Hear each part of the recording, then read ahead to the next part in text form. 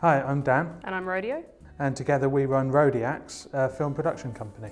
Yeah, I think we both kind of came from similar backgrounds. I knew I wanted to do film from an early age, and I mean, you've kind of found it a bit later. Yeah, I was more interested in music, to be honest, when I was sort of growing up and deciding what I wanted to do. And I played lead guitar in a band for a while, and then went to producing and then mixing and engineering and stuff, and gradually ended up in film. Yeah, and that's when we formed Rodeax, wasn't it? Indeed. So I started freelancing when I was 15, and I've just kind of been on that trajectory ever since. I haven't really changed course. I accidentally ended up producing a couple with Rodeo, and then it just sort of span out from there. And now we direct and write everything together. Probably only done maybe 2 or 3 projects together, and then we decided, oh, I know, I'll move in with you and we'll set up a studio and start a company all within 1 week. I mean, there was times when we had no money at all. There was times when we had loads, and it was very up and down. But we learned a lot, and we're here now because of it.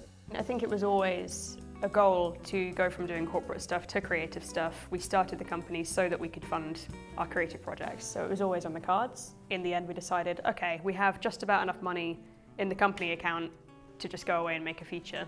In terms of work-life balance, I think we find it pretty easy. Yeah, I think it was harder when we were doing corporate stuff because us getting paid and being able to support ourselves really depended on that, so it wasn't something you could just leave at the office, especially considering our office was in our house. We work through the day, most days, but then after we finish working for the day or at weekends, we don't talk about it, we don't really think about it. We just sort of, I don't know, switch off from it, I suppose.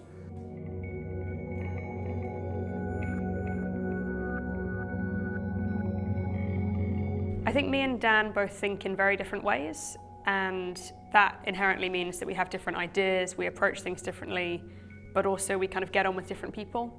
So that really helps when we're on set, because it means that we kind of cover everyone. You know, if there's one person that we just don't click with necessarily, the other person probably will. Dan has a habit of coming up with a billion ideas all the time, and I have a habit of kind of nurturing one and building on it until it's complete.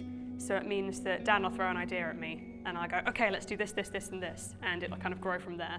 I think it's probably quite different running a business as a couple rather than just as a normal partnership or just on your own. Most other business owners that I've spoken to have said that they would probably murder their husband if they worked together. So I haven't murdered Dan yet. We'll see what happens in the future. I'm not planning on it. Even from when I started freelancing when I was 15, I kind of very much saw every project as a learning experience. There's not really real competition because everyone has something different to offer, and if we acknowledge that, it means that we can work together more and there's more collaboration going on. I spent a lot of my time on my own, just writing films and kind of trying to make that happen. And it was only when I started collaborating with Dan in particular that I realised, actually, I'm capable of both happiness and success at the same time. So that was a really good revelation, and I think both of us make much better work together.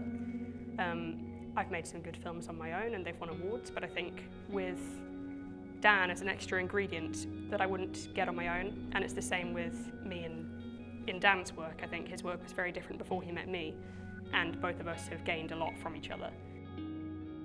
We've also published 3 books. Yeah, the short stories one, we're looking at turning those into a TV series at the moment. We're in discussions with a few big studios about selling rights to various different places, and we're looking at the next one really, whether it's going to be a film or the TV series. So I suppose the next step for us is selling our feature film to a distributor. So we've been in talks with a few different ones, and we're just kind of finding the right fit and getting that sorted really, and then it'll be kind of out into the world. We're also writing a TV series that we're adapting from the short stories that we recently published. We're kind of pitching that to a few different TV studios. So I suppose the next step is having people see our film and having our series get on TV.